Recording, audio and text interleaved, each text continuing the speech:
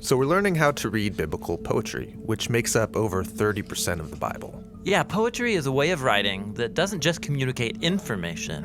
It invites us to experience ideas with our imaginations, using creative imagery, or what we would call metaphorical language. All right, let's talk about imagery and metaphor in biblical poetry.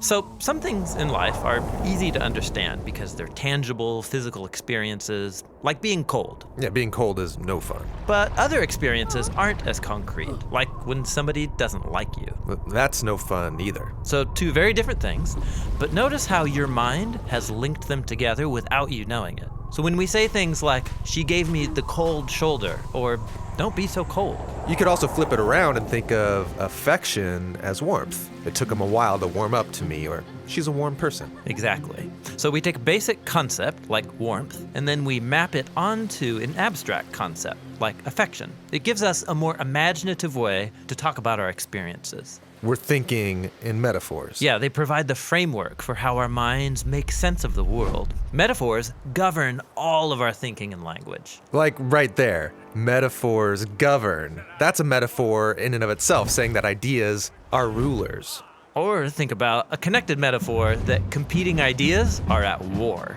Yeah, in a debate, I have to defend my position and provide backup so I could win the argument. And so you can see, metaphors aren't just a fancy way of writing, they're everywhere in our language. And the metaphors we use shape our imaginations and our behavior. And so it's no surprise that the biblical poets constantly use metaphorical imagery. Now, some metaphors in the Bible are easy to understand, like light is good and darkness is bad. But remember, the biblical poets lived in an ancient culture, which means that some of their metaphors might seem kind of strange to us. Like what? Okay, so picture chaotic water, like a deep, stormy ocean. Got it. Now, think about a time you were in danger, and then map those two onto each other, and... Danger is like chaotic waters. Right, and then the biblical authors take it further. They also talk about dangerous people as stormy waters, like in Psalm 69. Save me, O God, for the waters are up to my throat. I've entered the deep waters. My enemies outnumber the hairs of my head. Oh, the enemies are dangerous waves. Yes, and so are enemy nations. Like in Isaiah 17, woe to the nations that rage like the raging, roaring seas.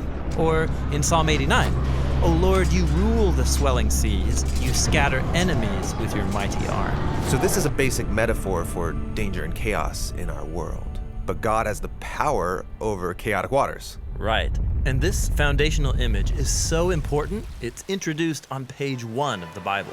Oh, right. The uncreated world in Genesis 1 is a dark, chaotic ocean that God brings order to. Exactly. The image begins there and then develops throughout the rest of the Bible, and so does its opposite. If chaotic water is a fundamental image of danger, think about what dry land would represent. Dry land would be safety, security, stability. Exactly. Some of the most basic human desires. And that is what God's providing when the dry land appears in the opening pages of Genesis. And this is also where God plants the Garden of Eden. And it's no average garden. It's described with imagery of an ancient temple, high above those dangerous waters. And then from this garden temple flows a river that waters everything. So the human ideal is to be with God in a mountain garden temple. Yes, this image permeates biblical poetry, like when David celebrates God's presence in the temple in Psalm 65. How blessed is the one who's satisfied with goodness in your temple. A stream of God waters the land. You still the roaring of the waves and the turmoil of the nations. Now watch. Because the temple was associated with being close to God's presence, this high rock could become a metaphor for God himself. Like in Psalm 18, the Lord is my rock and my fortress and my deliverer. And that's the image Jesus is drawing on when he says that listening to him is like building your house on the rock. Exactly.